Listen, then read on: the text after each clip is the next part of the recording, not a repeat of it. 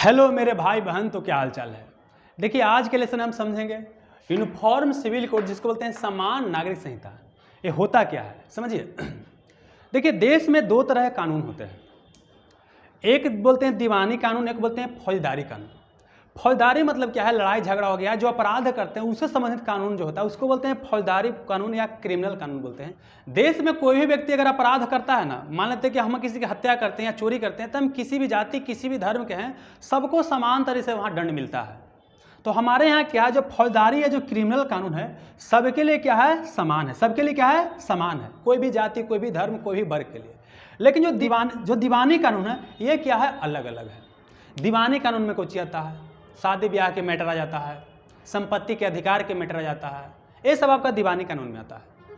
तो देखिए क्या है कि अलग अलग धर्म में अलग अलग तरीका का नियम है, उसी के अनुसार क्या होता है आपका उसका डिसीजन लिया जाता है। जैसे बात करते हैं मुस्लिम का, तो मुस्लिम का कि बिल्कुल अलग तरीके से सिस्टम चलता है शादी ब्याह का, और बाबू हिंदू का अलग तरह से चलता है। पहले मुस्लिम धर्म में क्या था कि अगर लड़का बोल दिया अपना पत्नी को तलाक तलाक तलाक तलाक 3 बार, तो उसका शादी खत्म हो गया। लेकिन हिंदू धर्म में तो ऐसा नहीं, शादी को बहुत ही पवित्र रिश्ता माना जाता था। और देखिए जो बाबू कानून जो अलग अलग जो है ना, इसमें ज़्यादा पिसाता है महिला ही पिसाता है, ज़्यादा घाटा किसको है, महिला को। तो अगर देश में अगर ये बाबू एक तरह का कानून आएगा तो फायदा किसको होगा, उसी को होगा। तो पहले समझते क्या यूनिफॉर्म सिविल कोड बाबू जो बोलते हैं। यूनिफॉर्म मतलब होता है समान, मतलब अगर देश का नागरिक है चाहे किसी भी धर्म है, सबके लिए समान तरह का कानून बनता है, तो उसी को बोलते हैं समान नागरिक संहिता। अगर ये हमारा देश है बाबू, ये क्या है, हमारा देश है, ये मान लेते हैं हमारा क्या है, मोटा मोटी देश है, ये हमारा देश है। अब क्या कि पूरे देश में सबके लिए, पूरे नागरिकों के लिए अगर एक तरह का कानून, सब कानून, तो उसी को बोलते हैं समान नागरिक संहिता। तो क्या इसके बारे में संविधान में वर्णन है? हाँ दोस्तों वर्णन। देखिए अनुच्छेद 44 में यह वर्णन किया गया है कि सरकार यह प्रयास करेगी कि पूरे देश में एक तरह के बाबू कानून बनाए, एक तरह का कानून बनाया, खास कर दीवानी कानून की बात करते हैं। तो बोले कि पहले काहे नहीं बना दिया।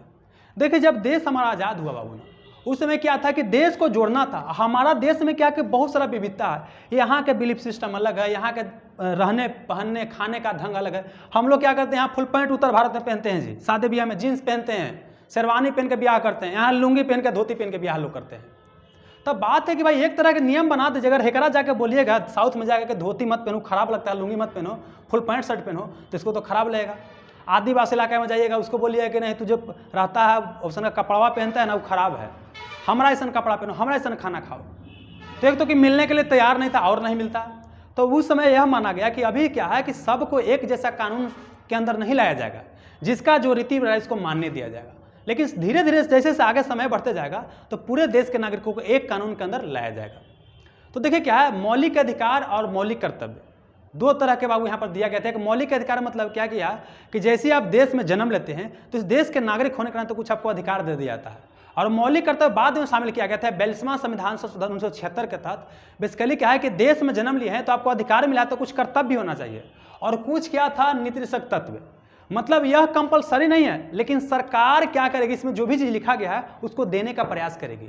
और देने का प्रयास कब करेगी, जब सरकार के पास संसाधन आएगा। जैसे इसमें है रोजगार का अधिकार, तो रोजगार कब सरकार दे पाएगी, जब सरकार के पास पैसा होगा। फिर शिक्षा का अधिकार कब दे पाएगा, जब सरकार के पास पैसा होगा।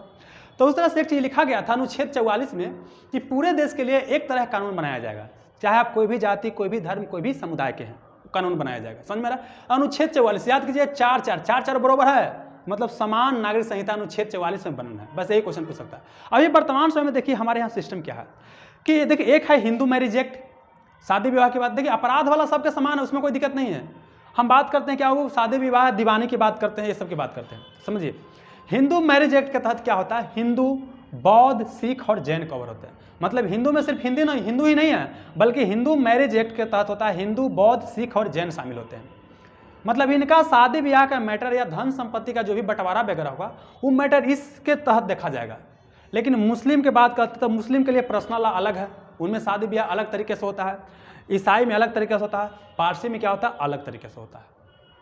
अब ये क्या है कि सब जाति धर्म में जो भी सिस्टम अलग अलग चल रहा है ना, उसमें कानून को समझने में थोड़ा समस्या होता है। खास करके तब समझिए क्या है कि मान लेते क्या है कि हम अलग धर्म के हैं, ये अलग धर्म के हैं।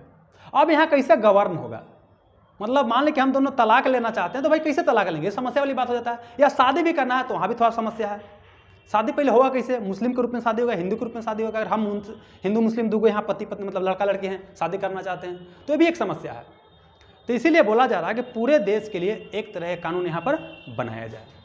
लेकिन अब समस्या आ रहा है भाई, एक तरह का कानून, कौन तरह का कानून अब बनाइएगा? अगर मान लें कि भारत में हिंदू बहुसंख्यक में है तो क्या हिंदू का जो विश्वास है, जो सिस्टम है, क्या पूरे पर लाद देंगे? मुस्लिम मान लेगा, सिख मान लेगा, जैन मान लेगा, या जैन वाला को हम मान ले पूरा, या सिख वाला को मान ले, या मुस्लिम वाला को सब अच्छा मान ले हम और उसी को पूरे देश में लागू कर दे? ये भी एक समस्या है। तो कोई कॉमन पॉइंट पर पूरे देशवासियों को लाना एक बहुत ही चैलेंज वाला काम हो जा रहा है। तो एक समस्या यह है बाबू। तो यहाँ पर देखिए करना क्या चाहिए, करना ये चाहिए कि सबको, जितना राजनीतिक दल है, जितना धार्मिक लोग हैं, समूह धार्मिक के अलग अलग समूह के लोग हैं, सबको बुलाया जाए और यहाँ पर बोला जाए कि अब इस दिशा में हमको बढ़ना चाहिए। लेकिन यहाँ पर दिक्कत क्या होता है कि राजनीतिक पार्टियां हमारा इसका फायदा उठाता है, धर्म के नाम पर, जाति के नाम पर फिर लड़वाना शुरू कर देगा कि धर्म खतरा में है। मुस्लिम बोला कि अलग मुस्लिम धर्म खतरा में है, और हिंदू बोला कि हिंदू धर्म अलग खतरा में। बाकी धर्म खतरा में नहीं है, दुए को ज़्यादा खतरा में है, वो हिंदू वो मुस्लिम। मतलब राजनीतिक दल इसका क्या करता है, राजनीतिकरण करके फायदा उठाता है। अब हम बात करते हैं कि देखिए तो चैलेंज वगैरह हो गया, लेकिन अब क्या है कि देखिए हमारे देश में क्या है, कहीं आपका समान नागरिक संहिता लागू है? तो हाँ दोस्त, देखिए एक यहाँ पर गोवा है, ये महाराष्ट्र के बगल में क्या है, गोवा है।